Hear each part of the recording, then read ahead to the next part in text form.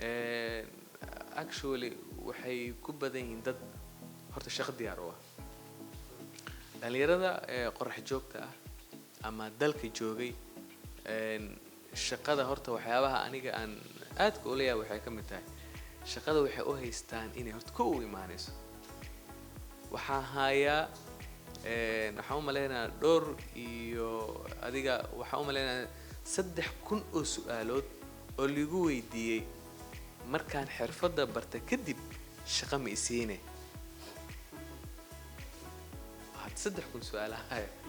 marka aniga shaqada anima ku siin karo shaqada qofka raadinaya adiga waay aniga laakiin waa kugu saacideyn kara aniga xirfadaad shaqo ku helaydna waa ku baraya meesha ka shaqeyn lahaydna waa ku tilmaamaya laakiin ninka la rabo inuu raadiyo adiga waay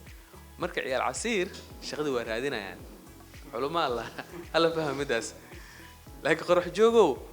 jiifka uu rabo inuu baash ku helo nooxa xirfadda xataa in adigu shaqeyso rabo marka hayso had markuu hela xataa in adigu qabato rabo mushaarka la u dhaco marka baasha waxa laga bedelo xogaha bal xogaha lagu dar in la yaro soo kaco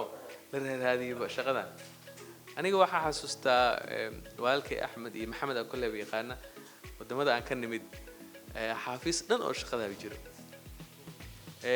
lacag waxa lagu siinaa xoga yar waxa lagu leeyahay shaqo sa u raadis shaqo raadisa lagu leeyahay maxaa taqaanaa waxa taqaanaa sheegay abaaba shaqada aad raadinayno soo xal waxa lagu leeyahay kaaga dar ma qaan Maxamed inay leeyihiin anaga waxa leenahay in xogaha la baxo inta meel aad tagto adeer ii keenay lagu leeyahay meelaha xataa waa lagu soo saxiixayaa maleynaya saasus inta mobile raadinayo mobile islu raayo meeqa meel aad tagto qofka hadaa dhahdo ma kaaga jawaabi karo inta meel uu tagay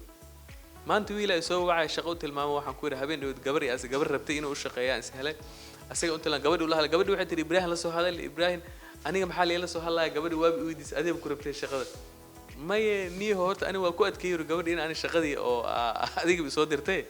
laakiin xogaha ma aqaan waxa ay tiri laakiin ani waxaan ku adkeyso yiri inaan shaqada rabo shaqadan ayada ku xiran tahay is very good waa ka diiday macnaha asaga in ay hadan Ibrahim uu ku soo laabto ee u soo dirtay ana asaga inuu afkiis ku sii raadso isku siday waa ka helay aydan la xiriir waxaan ku yiri waay aniga Ibrahim igu soo diray ninkii adaa i weydiiyay waa ku soo diray hadana ani ma ninka shaqada bixinaya may waxaan rabay tir inaan ogaado ninka inuu firaaqay in kale markaasaan u soo weydiiyay marka waxa waay idinka taxadiyaadkaas marka qofka haysta ki isku daya waxa la marsiinaa xujo la marsiinaa inama sheekh adoo gurigaaga joogo la isku dul saaran yihiin in shaqo ay hesho waa adag tahay marka waxaan rajaynayaa insha Allah in qorox joogto xogaa box ka jafi doonaan meeshaan rag adeer yaal shaqo taga joogano marka iska ilaaliya oo bir ah wallahi kuwa ya marka raggan saddex shift hadii galaan si weelan yaal idin ka tagin meesha ma fahdeen marka hal soo adkeeyaa insha Allah aad u maasantiin